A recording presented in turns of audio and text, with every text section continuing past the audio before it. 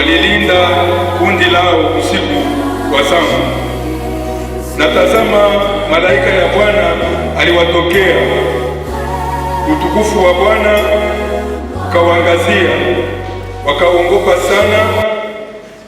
Malaika akawaambia, msiongope, kwani tazama, nawaletea nini habari njema ya furaha kubwa itakayokuwa kwa watu wote, kwa sababu leo amezaliwa kwenu katika mji wa Daudi Mwokozi, ndiye Kristo Bwana. Na hii ni alama kwenu, utamkuta mtoto amefungwa nguo za kitoto, amelala katika sanduku ya kulisha nyama. Ghafla walikuwa pamoja na malaika makutano ya jeshi la mbingu, wakisifu Mungu, wakisema, utukufu kwa Mungu aliye juu, na salama duniani katika watu wanaompendeza. Walipoondoka malaika kwenda mbingu, wachungaji walisemezana, twende zetu hata Betlehemu tuone neno hili lilifanyika kama Bwana alivyotujulisha. Wakakwenda haraka, wakamkuta Maria na Yosefu na mtoto amelala katika sanduku ya kulisha nyama.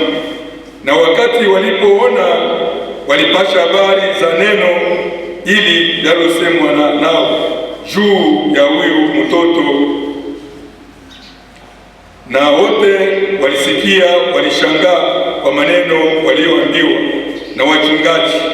Lakini Maria akashika maneno haya yote, akayafikiri kwa moyo wake.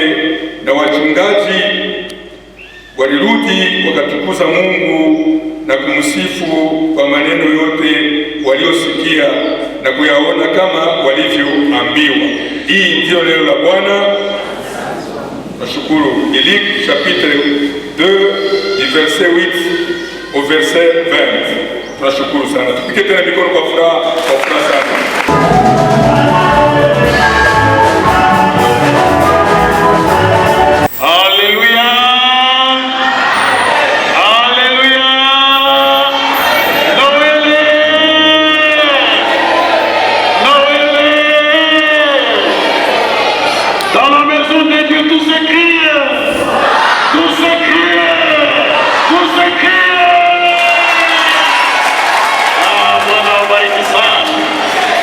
Mnafika siku ya leo, mmebarikiwa na Bwana. Bwana washike mkono yake. Uliweka bei kwa kazi ya Mungu kuliko kuvitu ya nje. Mungu wa mbingu awaone kwa utukufu wake. Sasa tutashangilia neno wakati mhubiri kunasimama katika mikono ya furaha.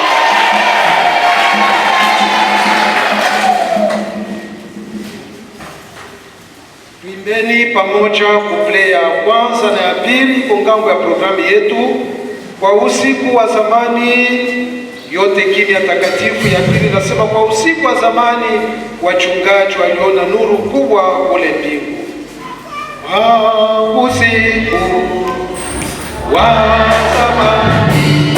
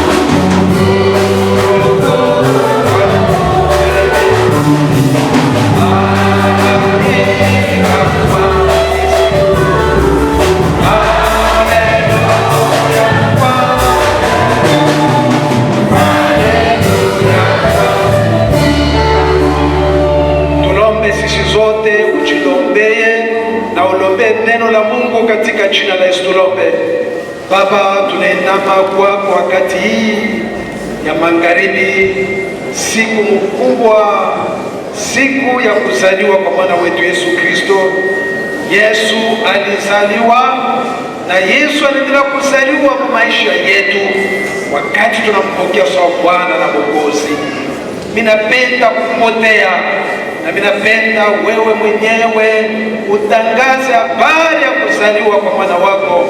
Roho Mtakatifu ajitukuze na kuongoza neno hili, kubariki na kufungula taifa lako, na kwamba neno ipate nafasi ndani yetu na tupate kubarikiwa kupitia neno hili katika jina la Yesu. Amen. Haleluya. Haleluya. Noele. Noele. Noele. Joyeux Noël. Joyeux Noël. Juma jana mujuma tulisema lamuka wangale, lamuka umeremete, kwa sababu nuru yako eko nakuya na utukufu wa Mungu utapambazuka yolo yako. Amen. Tulisema ile nuru inaachana na manuru ingine. Ile nuru haina force, haina lignos, haina lampo, kwa sababu hii manuru yote inaweza kushirika siku moja. Ile nuru iko na kuya kukuokoa, kukubariki na kukufungula. Ni Yesu Kristo. Yesu ndio nuru ya ulimwengu. Biblia inasema wale wote wanakuya kwa Yesu hawatatembeaka kamwe mungiza, na Yesu ndio nuru itapambazuka yulu yetu milele na milele. Amen. Leo mimi napenda kuwatangazia ya kwamba ule nuru anazaliwa. Maanake Yesu anazaliwa. Ni maana teme ya siku ya leo inasema hivi: kuzaliwa kwa Yesu ni habari njema kwa watu wote. Kuzaliwa kwa Yesu ni habari njema kwa watu wote.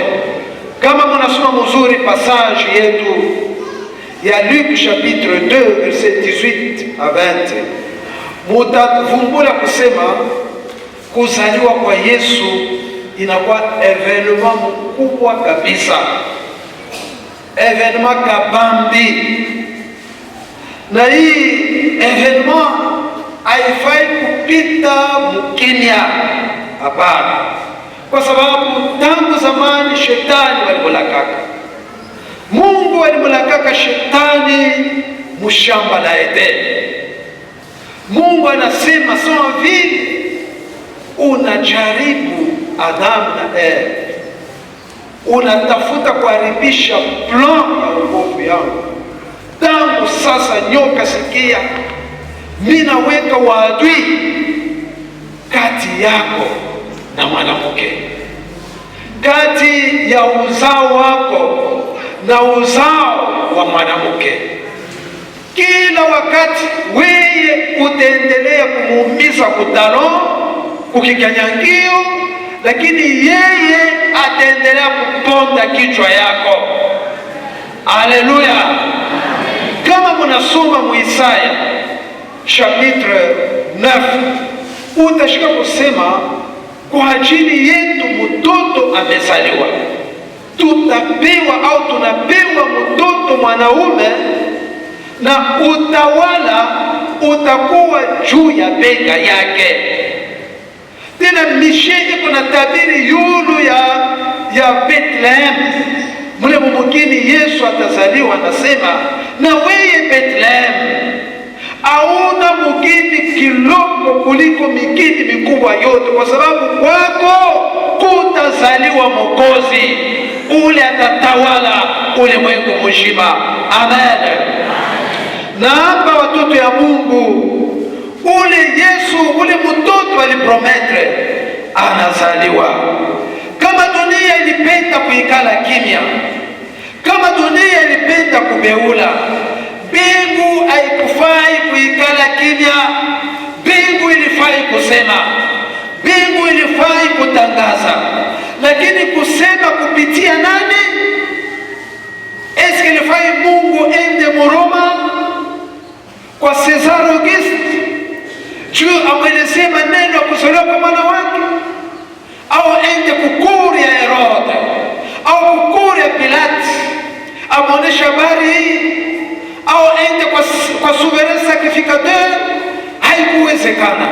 Mungu alipenda kupitisha habari ya kuzaliwa kwa mwana wake Yesu Kristo kupitia watu moya beko simple, watu moya walikuwa marginalize, watu wa chini, lakini wenyewe walichunga imani moya iko simple na maisha ya kiroho iko simple, wachunga kondoo.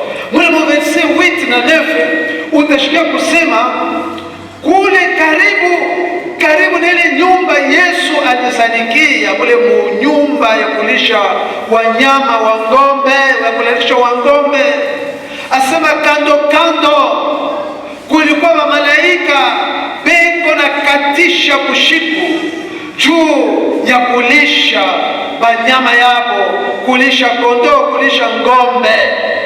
Asema malaika alishuka na utukufu wa Mungu ili wafunika, ili wazunguka. Hii verse mbili inatufundisha vitu tatu vikubwa vile wewe na mimi tunafai kuchunga. Kitu ya kwanza ni kusema Mungu wetu anashindanaka na wenye kiburi. Anashindanaka na wenye kiburi, sawa wa Farao, sawa wa Nabukodonozor, na sawa vile Sauli alikuwa na kiburi na Yesu, kiburi na kanisa. Lakini Mungu yuko anafanya neema kuwa nyenyekevu. Haleluya, kuwa nyenyekevu. Fundisho ya pili ni ya kwamba Mungu ana besoin na maisha ya kiroho au maisha ya Kristo ya kushangaisha watu, ya kuimpressione watu. Hapana, Mungu ana besoin na ile maisha, ana besoin na ile imani. Mungu iko besoin na imani moya iko simple, na maisha ya kiroho iko simple na iko profond, iko ya uketo. Sauti hii, fundisho ya tatu ni ya kwamba baraka tunaipata mukazi yote. Inaweza kuwa mkubwa au inaweza kuwa kiloko, inaweza kuwa ya bei au inaweza kuwa ya bei. Baraka iko mukazi yote. Mungu engineer baraka iko amo, na mwakulima mashamba na mo baraka iko amo, muba conducteur baraka iko amo, na bakuweka usafi ndani ya kanisa baraka iko amo. Kama hii kazi yote tunaifanya katika simplicite, kama tunaifanya katika furaha, kama tunaifanya katika mapendo, kama tunaifanya katika unyenyekevu, na kama makazi yote hii ya munene ya kiloko inaleta utukufu kwa Mungu. Sema amen, sema tena amen. Haleluya. Hii ni fundisho tatu mkubwa tunapata mu verse yake ya 8 na verse ya 9. Watoto wa Mungu, tunasema habari ya Mungu ilifai kupitia kwa watu wanyenyekevu, wenye imani na wenye maisha ya kiroho iko simple na iko profond. Ni habari gani?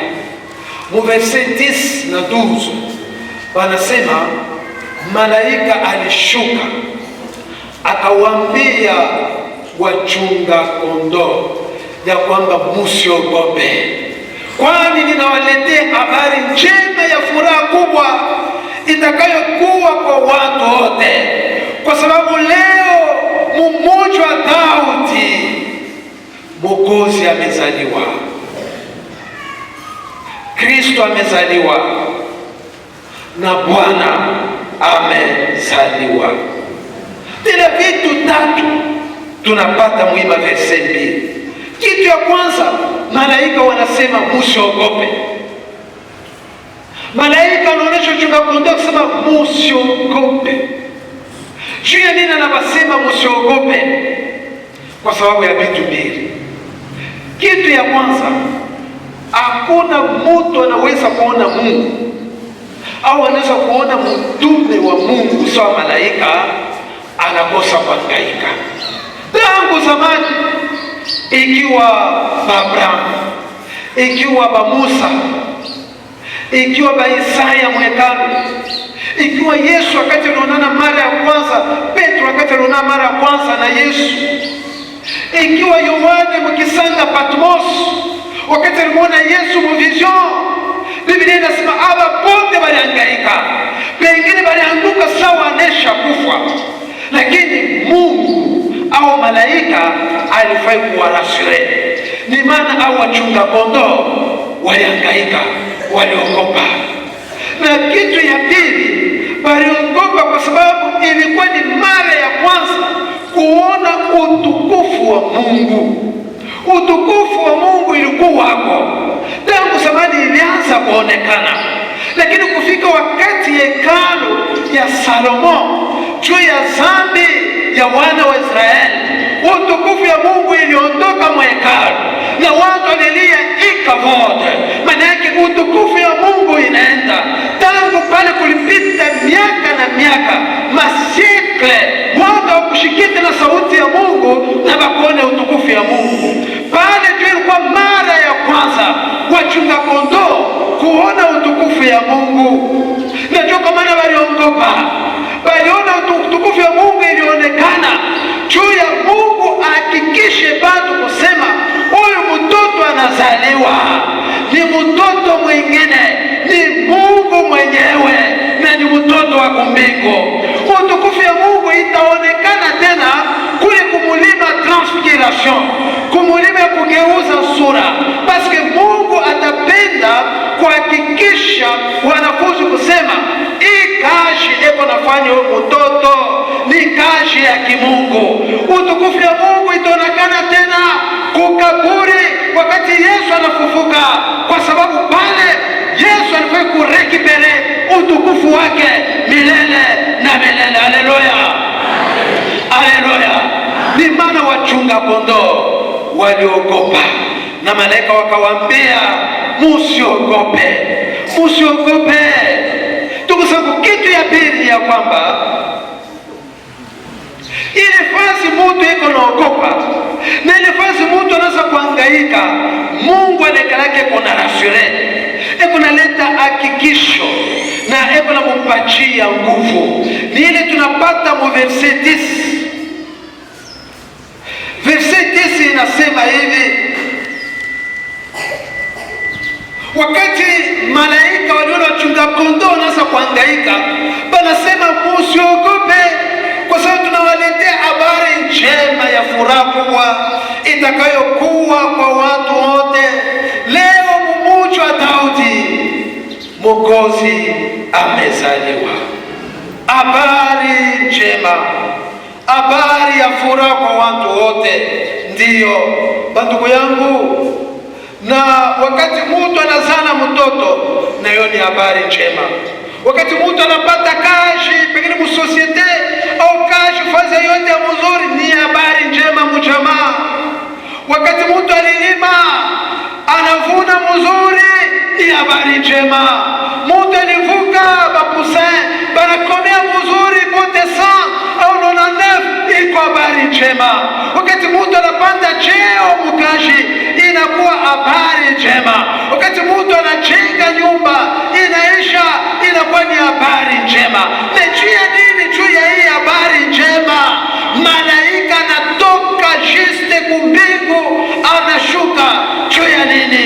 Ni kwa sababu mumuji wa Daudi Bethlehem, muji kiloko, muji kwa marginalize, muji alikuwa besha kubeula, besha kuinyore, kwa sababu ilikuwa ni Carrefour ya makabila yote, ilikuwa ni Carrefour ya mareligio yote.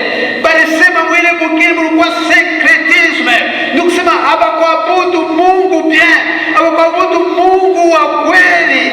Chomana walibeula pamoja na province ya Galilea, mwile muji kiloko ya Bethlehem balibeula, asema mtoto anazaliwa, mtoto anazaliwa, me mtoto wa kuachana na watoto wote. Juu ya nini? Kwa sababu huyu mtoto angaliki pekee mule musanduku ya kulisha wanyama, banakuita kusema atakuwa mwokozi. Maana yake yejo anakuya kutokola kutoka kwa mauti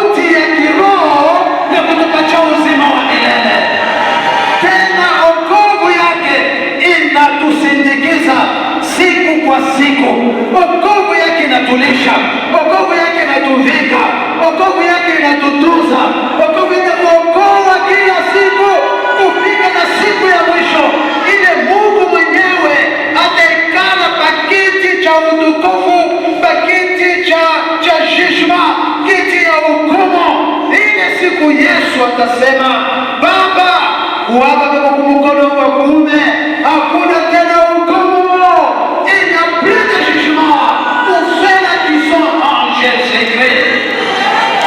Mtoto anazaliwa ni Mwokozi, tena mtoto anazaliwa ni Masia, Kristo, Mesia, mpakaliwa mafuta.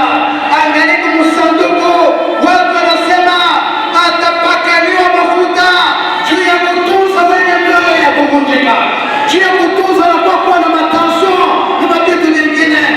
Anazaliwa juu ya kutangaza habari njema kwa masikini na kututangazia mwaka ya neema.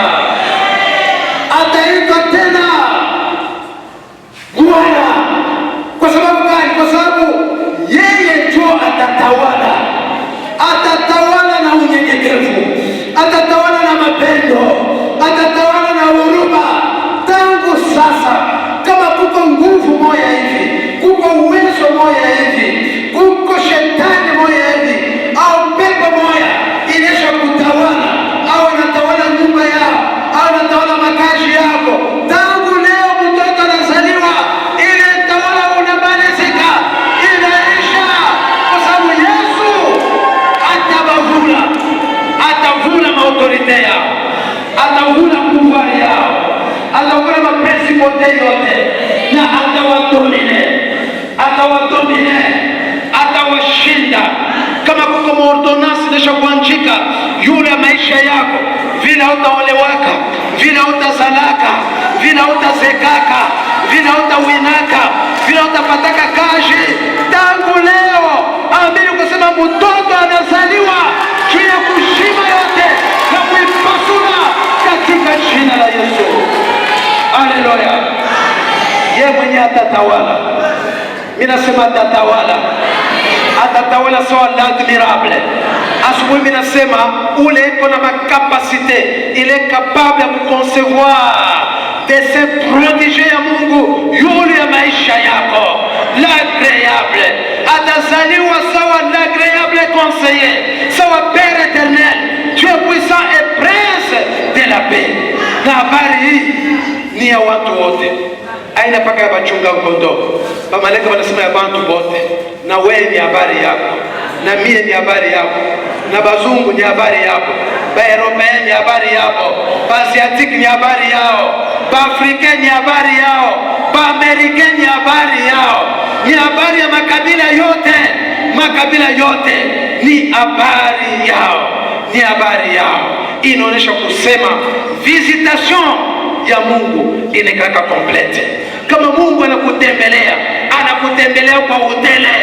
Kama anakutembelea, maana yake anatembelea na jamaa yako, anatembelea na ndoa yako, anatembelea na makazi yako, anatembelea na imani yako, anatembelea na quartier yako, anatembelea na ville yako, anatembelea na province yako, anatembelea na nchi yako. Sema amen. Sema amen ya bien. Sema amen ya bien. Haleluya. Haleluya. Haleluya. Haleluya. Mmoja wa Daudi anazaliwa mtoto, anazaliwa mtoto. Habari hii ni habari yetu sisi zote, ni habari ya makontina yote, ya rangi yote. Nani anaweza kubakia indifferent kwa habari sawa hii? Kwa habari sawa hii, nani anaweza kubakia indifferent? Wachunga kondoo walikuwa na hamu ya kwenda kumwona mtoto Yesu, kwenda kumwona. Voilà pourquoi malaika analeta alama juu ya kumjui yako mtoto Yesu, analeta alama. Wakati ile wachunga kondoo beko na wazia kusema pengine batapata mtoto mwenye kuzunguka na utukufu, mwenye kuzunguka na malaika, mwenye munyumba ya kulisha wanyama, malaika anasema Baba, mwende mutapata mtoto amelala katika sanduku ya kulisha wanyama na amefungwa nguo za kitoto, amefungwa nguo za kitoto. Ndugu yangu, inawezekana kupata mtoto mwenye hali, inawezekana, kwa sababu mama masikini bali yako wakati yote. Misha kuonaka mama mwana tokea mkuzana hakukwenda namna bebe mtu anazaliwa tena, anazalia mnyumba, alisha kumfunga munguo, kisha mwezi moya majuma tu mimi narudi tena mpate kuna mulisha bui, basi ana mama mmoja.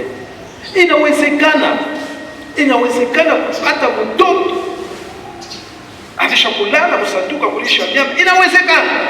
Hapana mtoto sawa Yesu, hapana mtoto wa Mungu, mtoto wa Bwana wa Bwana. Ule nchi na kujaa kwake ni mali yake, ule pesa na dhahabu ni mali yake. Hapana mtoto wa Mungu na Mungu mwenyewe kulala muhali sawa ile msanduku ya kulisha wanyama na mwenye kuvana nguo ya kitoto, haiwezekane. Hii yote iliwezekana juu yako na mie. Ilifanya Yesu atufanye kuwa masikini juu wewe na mimi leo tukue matajiri. Haleluya! Kama unaitwa mtajiri, kuko mmoja alichika kuzaliwa masikini. Ilifanya Yesu apate haya juu wewe upate heshima. Ilifanya Yesu asarauliwe juu upate bei. Ilifanya Yesu azaliwe ndani ya giza juu wewe utembee ndani ya nuru. Haleluya! Utembee ndani ya nuru, utembee ndani ya nuru. Ndugu zangu, hii ni mapendo ya ajabu, mapendo ya ajabu. Vile mapendo ya Greki wanasema agape. Mapendo iko na jisakrifie juu ya watu wengine. Mimi nazania kwamba wakati wachunga kondoo walishikia hili sawa, watu wanaanza kuhesite, wanaanza kudute juu iko impossible kupata mtoto wa Mungu na Mungu mwenyewe msanduku ya kulisha wanyama na munyumba ya ngombe. Na wakati akose baraza kuhesite, Mungu alipenda kuhakikisha habari njema ya malaika kupitia Korani moya kabambi yenye kwa kompose na malaika na wimbo ya ajabu, Gloria in excelsis Deo, utukufu we kwa Mungu aliye juu na salama duniani kwa watu wanaompendeza. Maana yake nini? Maana yake plan ya shetani yule ya moto na yule ulimwengu inashindakana, inaharibika.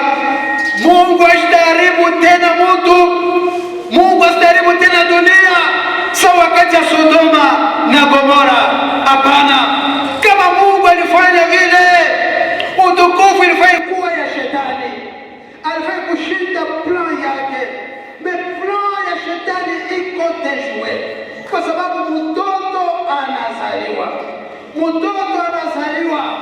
Ule siku moya atatusamehe kwa msalaba, atasema Baba uachilie, hawajui neno analolifanya. Ule badilika kusema atakuya kuponda kichwa ya nyoka, anazaliwa. Ule atakuwa kupasula njia ya kwenda kukiti cha neema. Wewe na mimi wakati tunakuwa na magumu, tunakuwa na hitaji, unaweza kumulomba baba yako pasho intermediate ya muda hata mmoja, kupitia imani na kupitia jina la Yesu, Mungu atakupatia. Haleluya! Mungu atakujibu. Choka maana malaika wanasema utukufu sasa ni wa Mungu na salama kwa wale watu Mungu mwenyewe anapendeza nao. Wale watu Mungu anapendeza nao, muombe mzuri mo kupendeza nao. Hii sauti tuliipata fasi mbili mwa Evanjili. Mara ya kwanza tuliipata kumutoni ku Jordan, kule mbele batiza Yesu. Biblia inasema kisha kumubatiza, kisha kutoka maji, trinitaire diforme pale. Asema kolombe alishuka pale mbele ya Yesu, symbole ya Saint-Esprit. Wakati Dieu le Fils yuko pale, Dieu le Père anaanza kusema kumbiki, huyu ni mwana wangu mpendwa. Sauti moya moya ilisikilika tena pale pa mulima Transfiguration. Wakati Yesu amegeuza sura, Musa ngambo, Elia ngambo, Petro anasema Bwana, fazi inakuwa mzuri sana, ni vema tuyenge matatu, moya yako, moya Elia, moya ya Musa. Asema wingu iliwafunika na sauti ilitoka mwingu inasema, huyu ni mwana wangu mpendwa, mumusikilize. Haleluya! Sauti moya moya tena Mungu anasema kupitia malaika, anaonesha bachunga kondoo kusema musiogope, utukufu uwe kwa Mungu aliye juu, na amani salama duniani kwa wale watu Mungu anapenda. Maana yake nini? Maana yake wewe na mimi ndani ya Yesu tunakuwa wapendwa wa Mungu. Ndani ya Yesu tunakuwa watoto ya Mungu. Tunaweza kumwita Mungu asema Aba, tunaweza kumwita Mungu asema Papa, na unaweza kumulomba ile yote unatafuta, Mungu atakupatia. Haleluya! Habari njema ingine ni ya kwamba Yesu mwenyewe pakuya kuzaliwa ashukuvale mwili ya mamalaika hapana, ashukufuate mamalaika hapana, alifala mwili yetu shie batu, na alitufuata shie batu, alitufuata shie. Haleluya! Ni maana malaika anasema utukufu uwe kwa Mungu na amani duniani kwa wale watu Mungu anapenda. Eske pale uko mpendo wa Mungu? Mimi nasema uko mpendo wa Mungu. Kama una mpendo wa Mungu, mimi niko mpendo wa Mungu. Roho iko na hakikisha ndani kusema niko mpendo wa Mungu. Kama uko mpendo wa Mungu, mimi nasema salama iwe kwako, salama iwe munyumba yako, salama iwe mujamala yako, salama iwe mukaji yako, salama iwe mukitamba yako, salama iwe mukioske yako, salama iwe mubiro yako, salama iwe mushambre yako, mpango yako muyaje salama, kwa sababu na wewe unakuwa mpendwa wa Mungu, unakuwa mpendwa wa Mungu. Haleluya! Haleluya! Biblia inasema wakati malaika balipata habari njema ya kuzaliwa kwa Yesu, sasa balifurahi sana, pakasemezana twende tukamwone mtoto Yesu. Na ni kweli baliondoka, balienda balimupata mtoto Yesu mwenye kulala msanduku ya kulisha wanyama. Balimuona Maria mtoto yake, balimuona Joseph baba yake, nizini baliona na Elizabeth, baliona na Zakaria, baliona na wengine, bali basetre intérieur ya Yesu baliona. Inatufundisha nini? Inatufundisha kusema kama unashikia neno la Mungu mpaka vile unashikia, inafai ndani yako ile hamu ya kumuona Yesu izaliwe, kwa sababu siku moja Yesu tutamuona.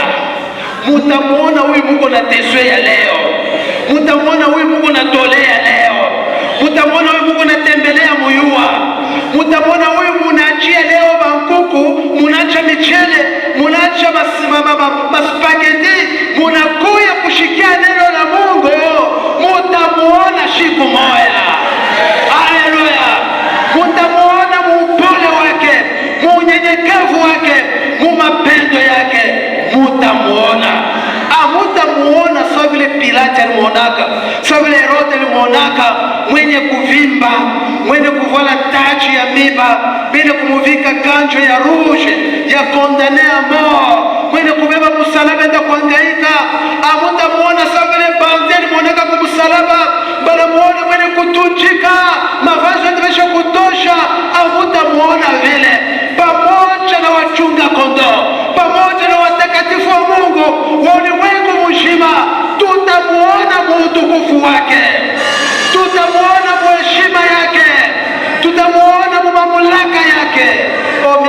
tuliimbaka wimbo moya batoto ya baba Museba Marehemu anaweza kuimbaka kusema nitamuona Bwana wangu uso kwa uso, nitamjua, nitamuona, nitamjua kwa alama ya misumari.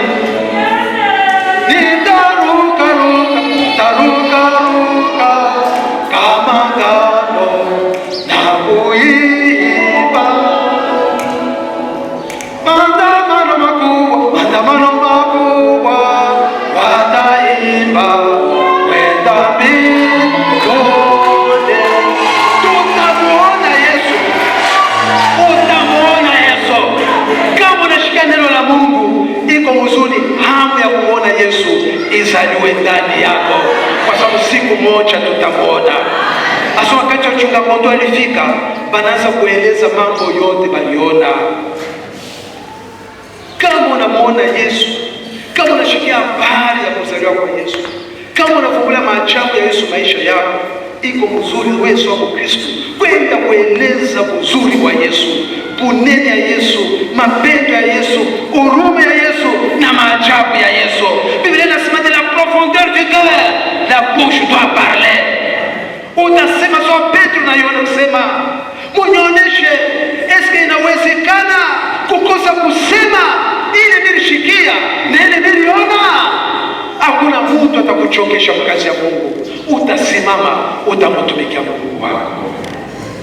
Asema wakati wachunga kondoo wanaanza kusema bile baliona na bile balishikia, asema wale bantu bengine pote mishe ba Zakari, ba Elizabeth, ba Joseph na bengine, asema banasaga, banashutuka kushikia ile mama. Lakini Maria yeye asema alianza kufikiri, alianza kupitisha mambo yote muroya. Kwanza siku malaika Gabriel alimtokea, usiogope Maria, salamu wewe ulipata neema kwa Mungu, usiogope, utapata mimba, utazala mtoto, ataitwa jina lake fulani. Ule mimba utaipata kwa uwezo wa Roho Mtakatifu. Anaanza kufikiri, anakumbuka wakati moja anaenda kumlamukia sangashi yake Elizabeth. Elizabeth na yeye alikuwa na bushito, lakini batoto bangali mutumbo, Yesu angali mutumbo. Lefeti tu kulamukiana na sangashi yake, asema kayowane mule mutumbo kanatetemeka, kanateka. Haleluya! Maria anaanza kufikiri ile yote. Eko nafikiri maana yake nini?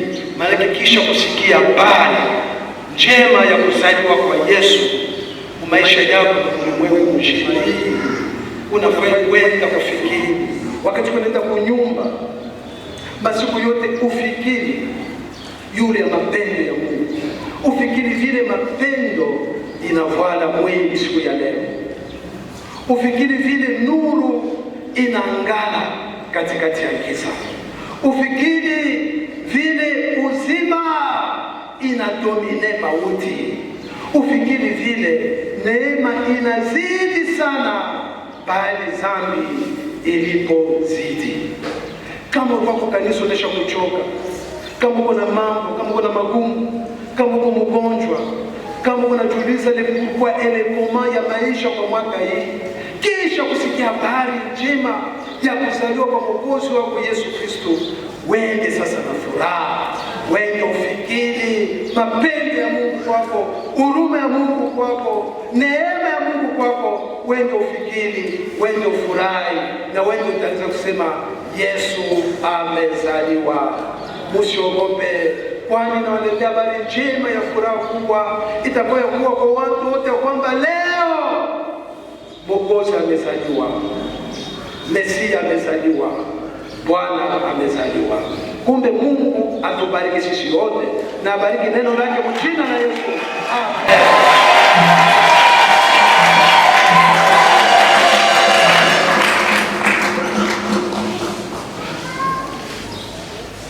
Tupike mikono ya bien kwa kushangilia.